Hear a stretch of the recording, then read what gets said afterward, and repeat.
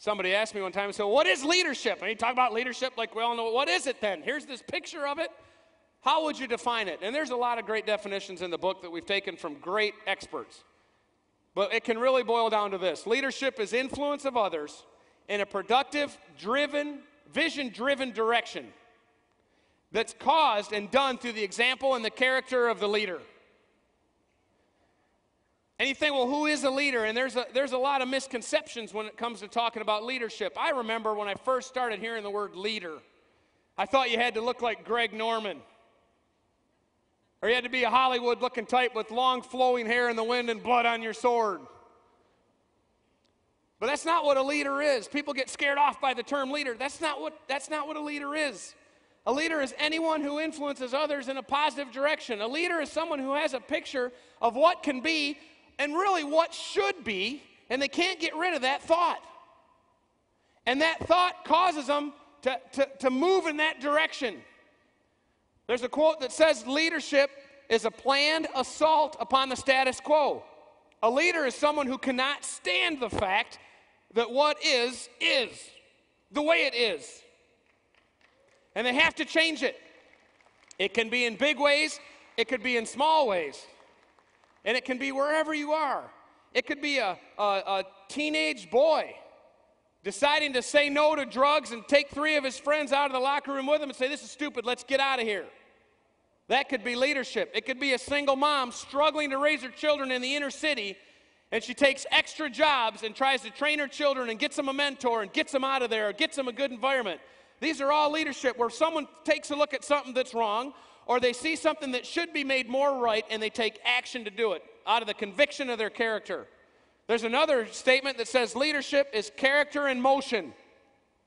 This isn't right, or this needs to be made more right, and my character will not allow it to remain so. It must change, and I will take initiative to do something about it, whether I look like Greg Norman or not. That's what a leader is, and it can be anyone. The misnomer is that people think a leader has to be someone in a position of authority, but yet everybody, and this is an important one, this is why the book is relevant, everyone is called to be a leader at some point, and probably many points in the course of their life. Would it make sense to figure out how to be a good one then? If you have children, you're in a position of leadership. If you're married, you're in a position of leadership. If anyone ever cares to listen to anything you ever have to say, you're in a position to influence them and potentially lead them in a certain direction. That's who a leader one is. And everyone is called to be a leader at many points. Why is it relevant? Leadership is the impulse that starts the momentum that advances the changes that happen. You can swim against the current and have control over the changes, or you can ride with the current and let the changes work on you. You can be the person that makes things happen or the person that wondered what happened. From the education of a small child to the formation of a major republic, we have leadership to thank. From our freedom to our technology, we have leadership to thank. From small things to big things, leadership of someone, somewhere, is what we have to thank. It's interesting. Leadership is about making a difference, small or large, in the moment or in the future. That's why it's relevant.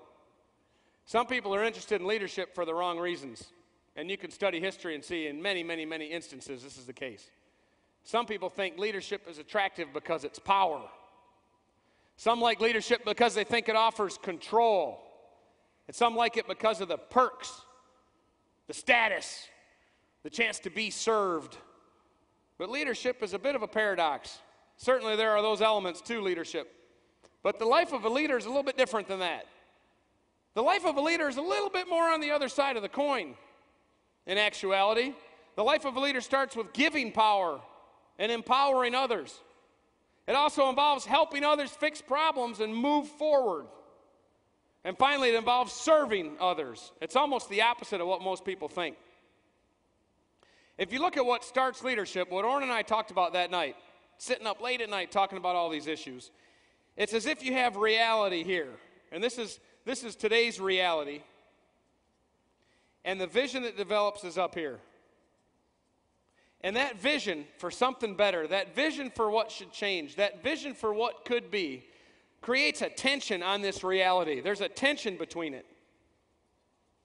And as that tension develops, that tension causes something.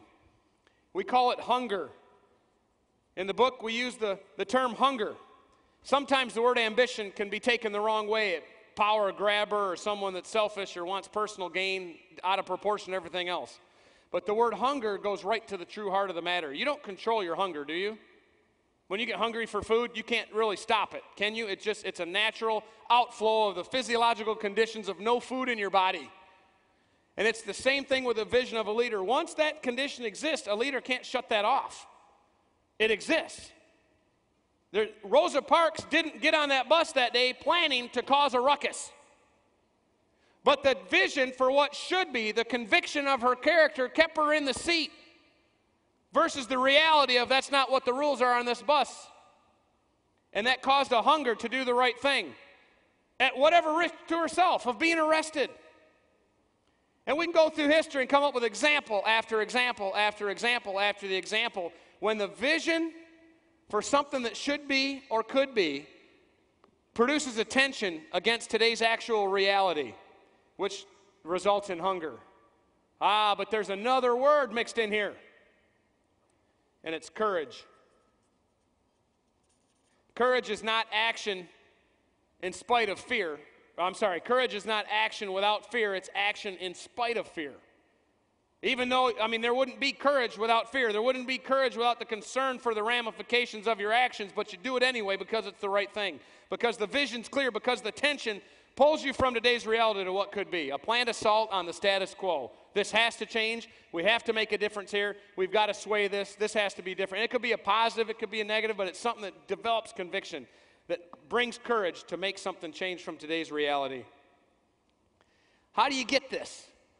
If we're all called to lead at some point in our life, if we're all called to lead right where we're planted, right with who we are, with what we do, whether it's in your church or wherever it would be, how do you get this hunger? How do you get a clear vision for what should be? Well, it's actually a discipline. It's actually a discipline to be motivated to accomplish great things.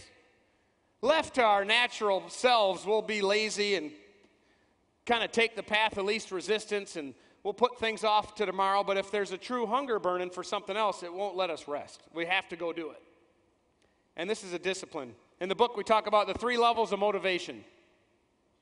And it's a discipline. It's something that should be worked on. You should run this program in your head. You should think about it and look for it and actively pursue the things that you've been built to do.